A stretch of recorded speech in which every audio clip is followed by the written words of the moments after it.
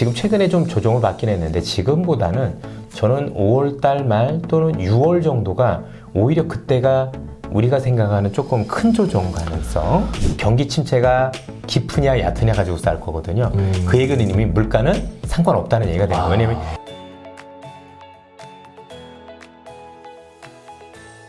안녕하세요. 이번 시간에는 이선엽 이사님과 함께 하도록 하겠습니다. 반갑습니다. 안녕하세요. 예, 안녕하세요. 오랜만에 뵙습니다. 정말 오랜만이에요. 예. 그 사이에 또 시장이 또 많이 바뀌었어요. 많이 바뀌었죠. 예, 그때 방산주 샀어야 되는데. 좋았죠, 되게. 예. 예, 몰랐습니다. 이렇게 될 줄 몰랐는데. 어쨌든 그때 이후로 또 이제 코스피가 좀 많이 올라왔거든요. 많이 올라왔습니다. 예, 그러면 이제 다들 궁금해하는 게 하반기는 어떻게 될 건가 이게 좀 궁금하거든요. 어떻게 보세요?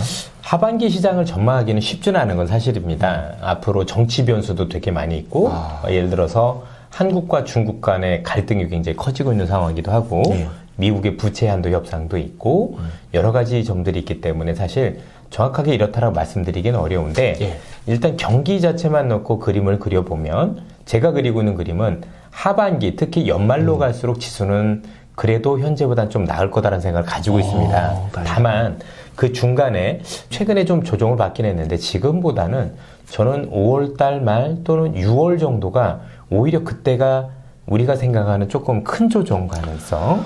그래서 중간에 5월 말이나 아니면 6월 정도 저는 부채 한도 협상이라는 것 자체가 지수를 많이 끌어내리기보다는 오히려 부채 한도 협상이 되는 것 때문에 시장이 조정을 시작하지 않을까라고 생각을 하고 있고요. 그래서 쉬어가는 국면은 어쨌든 한 5, 6월 정도 5월 말이나 6월 초 정도가 될 가능성이 있다라고 생각을 하고 있어요. 뭐 시기를 확정할 수는 없지만 그게 부채 한도 협상이 마무리되는 시기 이후에 뭐 때문에 그럼 시장이 조금 쉬어갈 것 같느냐? 그러니까요. 저는 경기에 대한 논란, 흔히 얘기해서 미국에 대한 경기가 침체에 대해서는 이견들이 별로 없는 것 같은데 깊은 침체냐 얕은 침체냐 가지고 서로 간의 의견들이 많이 엇갈리면서 시장이 조금 쉬어가는 구간에 올 거라고 생각하는 부분이 있고 그게 어느 정도 마무리되면 연말로 갈수록 최근에 아시겠지만 삼성전자 반도체 감산한 효과도 나타나고 있고 어쨌든 중국 경기도 지금보다 좀 나아질 가능성이 있어서 회복되는 국면으로 가지 않을까라고 생각을 하고 있습니다. 하반기는 이제 회복 국면이다라고 보시는 거네요. 네. 대신에 중간에 한번 조금 시기를 특정하기는 어려우나 쉬어갈 구간이 왔는데 많은 분들은 지금 최근에 쉬고 있으니 이게 시작이 아니냐라고 생각을 하시는데 제가 생각했던 건 지금은 아니었고 그거보다 조금 더 시차를 두고 그때가 오히려 지금보다는 조금 더 약간 그 낙폭이 커지는 그런 국면이 올 수도 있다고 보고 있습니다. 또 이제 국내랑 지금 해외랑 지수가 약간 조금 괴리가 좀 나면서 움직이거든요. 많이 나죠. 국내는 어떻게 보세요? 국내 시장 자체가 오히려 더 변동이 커질 수 있다라고 보고요. 중간에 왜 시장이 한번 쉬어갈 거냐라고 말씀을 드리면 미국 같은 경우가 많은 분들이 부채 한도 협상만 놓고 보시지만 오히려 부채 한도 협상이 끝나게 되면 그때부터는 미국이 이제 국채를 발행할 수 있게 됩니다. 아시겠지만 국채를 발행하게 되면 시중에는 유동성을 많이 빨아들이거든요. 그러겠네요. 그래서 반대로 생각해 보시면은요. 최근에 이제 미국 같은 경우가 이미 부채 한도는 이미 다 찼죠. 31조 4천억 원이라는 돈은 차서 지금 염려하고 있는 거잖아요. 그래서 그동안 국채 발행이 없었어요. 돌아오는 거니까. 그래서 어떻게 보면 사람들은 논란은 있지만 유동성이 지금 오히려 시장에 풀려나오는 경우들이 있었어요. 아마 많은 분들이 얘기를 해주시는 것 같은데 TGA라 그래서 미국 재무부의 그 계좌가 있어요. 뭐 우리가 보통 얘기하면 트레저리 제너럴 어카운트의 약자인데 요게 트레저리 TGA라는 것 자체가 잔고가 쭉 올라오면 우리한테는 좋은 신호가 아니에요. 잔고가 들어온 만큼 시중에서 유동성이 들어온다는 얘기거든요. 그쵸. 빨려 들어간다는 얘기. 근데 최근에 많은 분들이 데이터를 대주면서 야, 그 TGA 잔고가 줄어들고 있어. 이 얘기는 뭐냐면 이 잔고가 바깥으로 나오기 때문에 유동성을 내뿜는 효과가 있어요.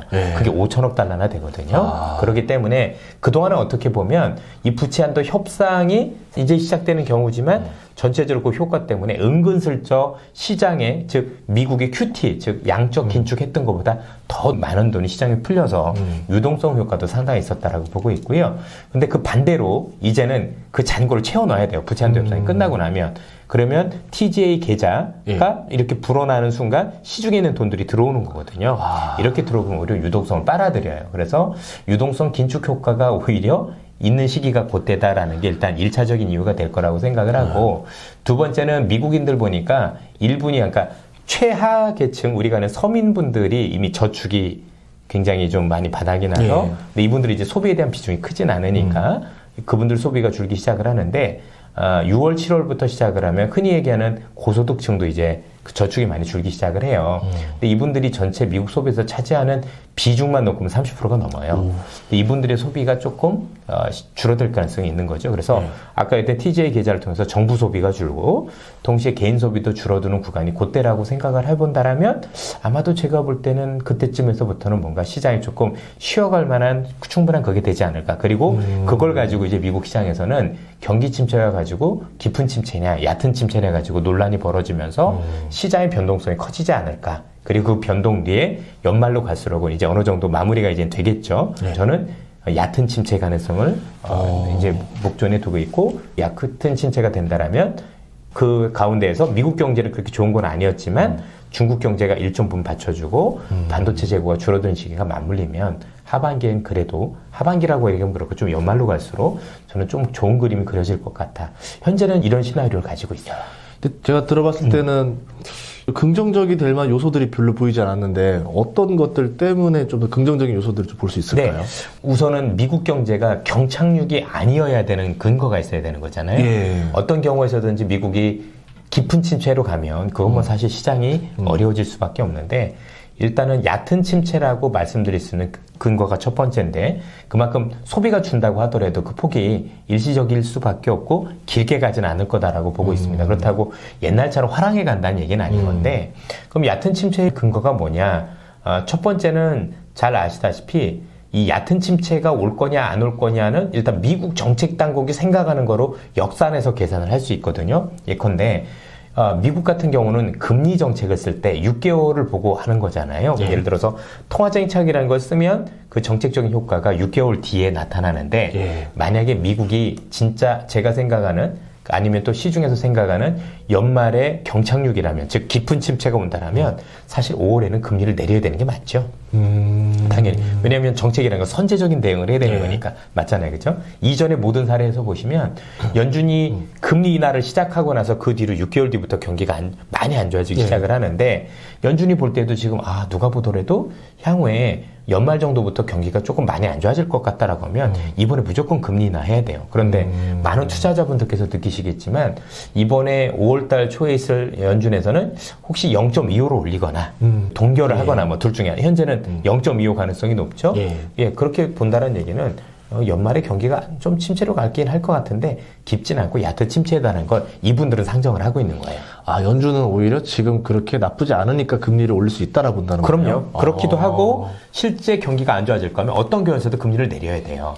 근데 지금 금리를 내린다는 얘기조차도 없다는 얘기는 깊은 침체를 가정하지 않는 거죠. 그러니까 많은 투자자분들 그 머릿속에서 지금 앞뒤가 안 맞는 생각을 많이 하시는 분들이 있으시거든요. 경기가 침체로 가면요. 무조건 금리 인하하는 게 맞는 거예요. 근데 금리를 내리지 않는다는 얘기는 경기 침체가 깊지 않거나 안 온다는 얘기하고도 같은 겁니다. 그런데 분명한 건 이제 연준조차도 얕은 침체를 얘기를 하고 있기 때문에 그런 정도라고 본다라면 사실은 이번에 금리를 내리지 않는다라면 누가 보더라도 깊은 침체는 아니다. 근데 누가 봐도 지금 금리를 내릴 것 같지는 않잖아요. 네, 지금 그렇죠. 0.25가 올리는 거니까. 그리고 앞서도 제가 말씀드렸지만 저는 다른 분들보다도 5월 초에 나쁘지 않은 게 뭐냐면 금리를 미국이 올리든 동결을 하든 그러고 나서는 누가 보더라도 이제는 이제 더 이상 금리 인하는 끝. 이런 뉘앙스가 있을 건데 그것 때문에 5월 중순까지는 오를 가능성이 있다고 보는 거고요. 기대감이 예. 근데 그 기대감이 뭐 길게 가는 그런 기대감은 아닐 것 같고 그래서 첫 번째는 연준의 태도를 봐서는 그렇다라고 보는 거고 두 번째는 이전에 있었던 모든 경착륙에서는 몇 가지 조건들이 맞물려야 되는데 첫 번째는 누가 보더라도 실업률이 급등을 해야 됩니다. 즉 돈을 쓰는 사람들이 없어서 실업률이 급등을 해야 전체적으로 일단 경착륙으로 즉 깊은 침체로 가게 되는데 지금은 노동시장 여건을 보면 사람이 많이 부족하죠. 정말 500만 명 가까이가 부족한데 물론 경기가 안 좋아지면 분명히 실업률이 올라오긴 할 거예요. 아주 많지는 않지만 그 정도가 실업률이 올라오는 정도면 사실 우리 흔히 얘기해서 레이오프 즉 해고되는 사람이 우리가 생각하는 이전의 수준만큼 올라갈 가능성은 현재는 낮다라고 보고 그렇게 보면 소비가 예상만큼 그렇게 엄청나게 경착륙을 유도할 정도로 그렇게 올 것 같지는 않다가 첫 번째고요.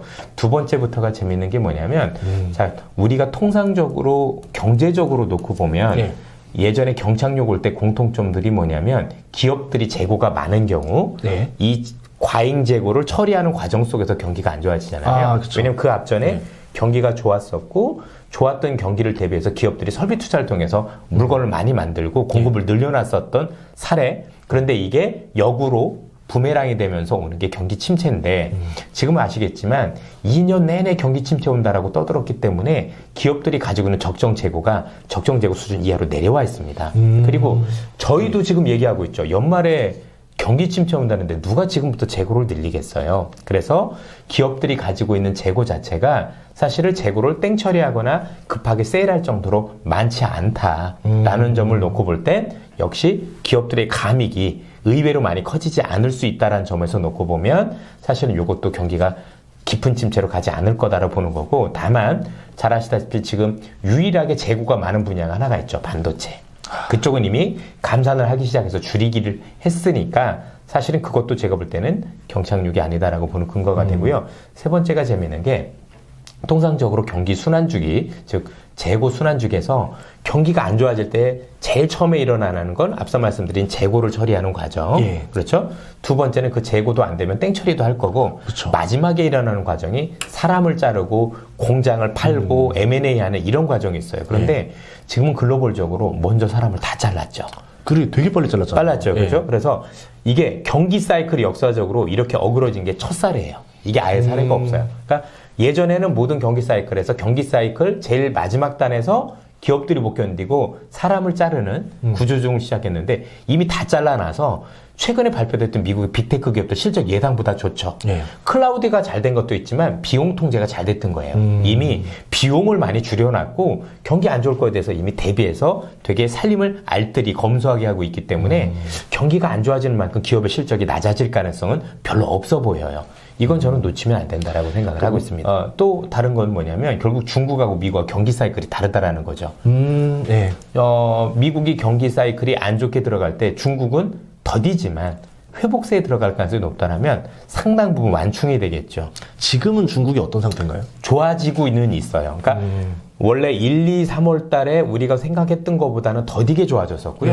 야, 리오프닝 되면 뭔가 화끈할 줄 알았는데 안 그랬던 건데 그래서 기대치가 낮아졌는데 4월에 나왔었던 그 소매 판매가 보니까 원래 7% 정도 예상했는데 10% 넘게 나왔고 성장률도 원래 4% 정도 예상했는데 4.5% 나왔죠. 그래서 중국의 경기 회복이 이렇게 됐다가 위로 올라온 모습이기 때문에 이게 맞물리면 좋아지진 않겠지만 미국이 내려가는 걸 상당 부분 막는 효과는 충분히 있을 것 같다.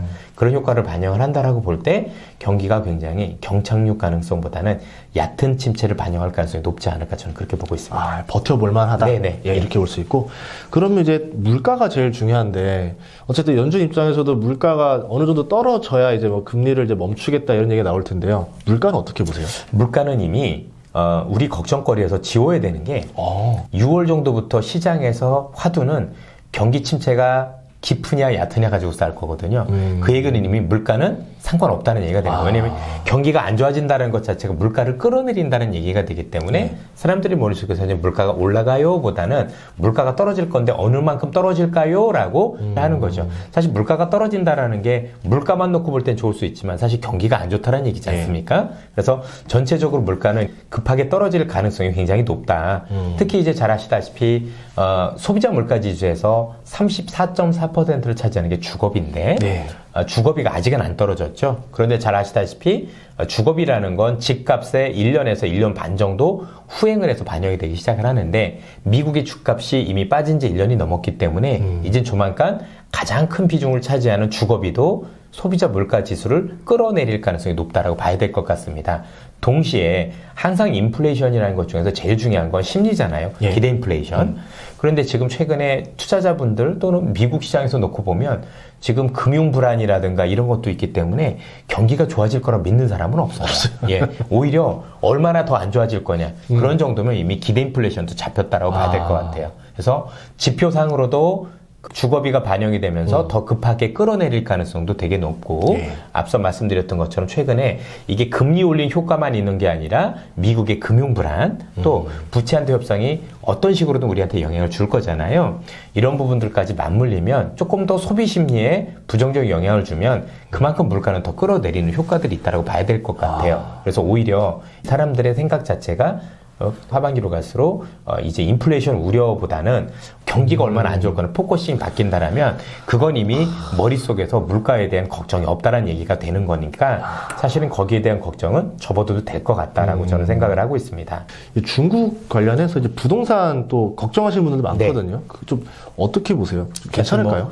제가 그렇잖아도 제가 5월에 이제 중국으로 출국을 하는데 그러세요? 예, 네. 가가지고 이제 많은 분들을 만나 뵙기로도 했고 뭐 중국의 부동산은 의외로 부동산 시장 놓고 보시면은요 일선 도시 해놓고는 여전히 어렵더라고요.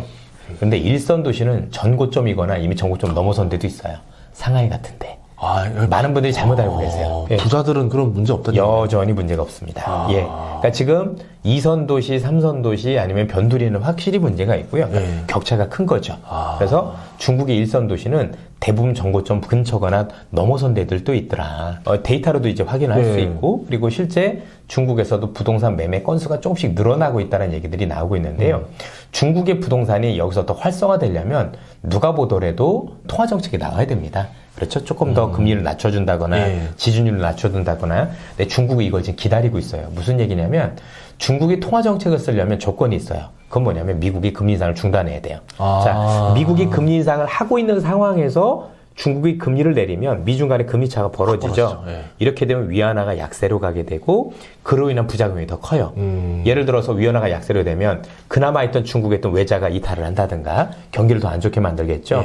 또는 중국 입장에서는 들여오는 수입 물가가 올라오면서 위안화의 통화 가치, 즉 소비력이 약해지는 것들이 있기 때문에 오히려 못 쓰고요.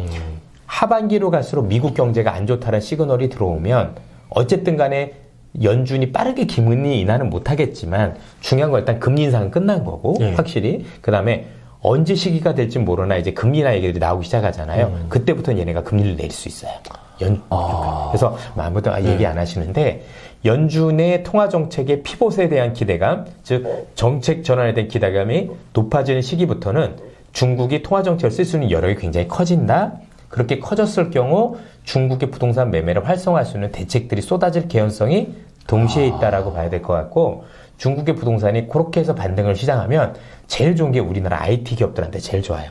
이사를 가야 가전제품을 바꾸거든요. 그렇죠. 네, 이제 이사를 못 가니까 IT 수요가 없는 것도 있으니 그때부터 아마 기대만큼은 아니어도 어쨌든 반도체에 대한 수요도 지금보다는 그래도 조금 더 나아질 수도 있는 거고 그동안에 숨죽였었던 가전제품에 대한 수요도 올라올 수 있는 계기가 될 수 있기 때문에 그게 경착륙을 막을 수 있는 또 원인도 되는 거고 이렇게 볼 수 있다라면 중국은 미국의 통화정책이 전환 시점에 대한 기대가 높아지는 시점부터 부동산 관련 정책을 쓰면서 부동산을 들어올릴 가능성이 높다. 저는 그렇게 보고 있습니다. 그러니까 한 번 또 중간적인 좀 위기가 딱 한 번 오고 나오면 그 다음부터는 호재들이 순식간에 몰려 나올 수도 있겠네요. 그렇죠. 원래 악재도 한꺼번에 오잖아요. 그렇죠. 지금도 뭐 부채 한도도 한꺼번에 오더니 나중 호재도 한꺼번에 와요.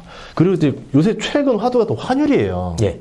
이게 지금 환율이 그럼 달러 인덱스는 지금 떨어지고 있잖아요. 그러면 보통 환율이 같이 낮아져야 된다라 생각하고 있는데 환율이 1,300원이 넘고 있거든요. 이게 왜 이런 건가요?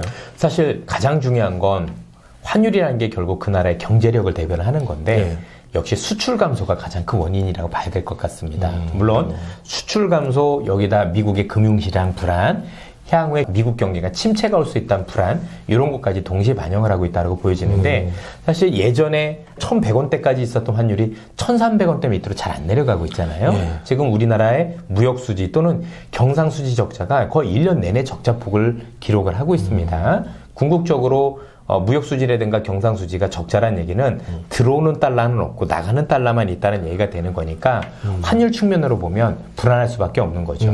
그러면 이 환율이 개선되기 위해서 즉 원화라는 게 강세를 띠기 위해서는 가장 선제적인 조건은 우리의 수출이 늘어야 되겠다. 그런데 문제는 아직도 싫어도 우리의 수출 비중이 제일 큰 국가가 여전히 중국이고 중국이 수출하는 품목 중에서 제일 큰 게 반도체이기 때문에 사실 반도체 경구가 언제 살아나냐에 따라서 환율이 1,200원대로 내려올 수 있는 기폭제가 되지 않을까라는 생각이 들고, 그 이전까지는 환율이 유의미하게 그 밑으로 떨어지진 않을 것 같아요. 결국 수출 회복, 그 중에서도 반도체 경기 회복이 얼마나 중요하느냐. 궁극적으로 반도체 회복은 미국도 중요하지만 중국의 수출이 더 중요하다라는 점에서 볼 때는 이 두 가지를 같이 보셔서 맞물릴 필요가 있을 것 같고요. 참고로 중국이 좋아지면 우리나라 원화하고 중국의 위안화는 같이 움직입니다. 같은 방향으로. 예. 상관계수가 요즘 굉장히 높죠. 그렇게 놓고 볼 때 우리나라 원화는 일단 중국 경기에 아직은 그래도 달려있다. 지금 우리가 코로나 이후에 중국이 활동을 안 하니까 마치 이제 우리 수출이 미국밖에 없는 것처럼 착각들 많이 하고 계시지만, 여전히 우리나라는 중국에 대한 수출 비중이 월등히 아직까지 높고요. 그럼 이런 생각들 하실 거예요. 무슨 소리야, 중국 애들 오지도 않고 화장품 안 되는데. 아니고요. 중국의 수출 비중이 제일 높은 건 다 중간재입니다. 중간재를 하면 반도체 같은 부품, 석유화학 제품이라든가 이런 것들이거든요. B2B들이죠. 예, B2B들이죠. 그러니까 우리가 피부로 느낄 수 없는 제품들인 건데, 그거는 중국이 좋아져야 중국이 거기서 가공을 해서 또 선진국에 수출하고 그런 케이스가 되는 거니까, 사실은 수출의 환경에 달려있다라고 보고, 그 중에서도 중국 경기가 얼마나 좋아지느냐가 이제 관건이 될 것 같다고 말씀드릴 수 있을 것 같아요. 보통 환율이 떨어지면 외국인들 투자자 입장에서는 국내 코스피 주식을 사는 게 더 유리하잖아요. 많이 유리하죠. 그럼 수급이 환율이 떨어지는 시점부터 들어올 수가 있겠네요. 많이 들어오겠죠. 들어오고만 있어도 환차 이익을 볼 수가 있는 거니까, 그러면 이제 특정 종목을 사기보다는 지수를 사겠죠. 인덱스 중심으로. 예. 그럼 반도체가 어쨌든 잘 팔려야 되니까 중국 경기가 회복이 일어나는 시점에 반도체 매출이 성장하고, 그러면 삼성전자라든가 이제 하이닉스라든가 이런 데가 이제 올리면서 환율은 떨어지고 수급은 들어오고. 그럴 수 있죠. 이제 그런 생각을 해볼 수도 있겠네요. 알겠습니다.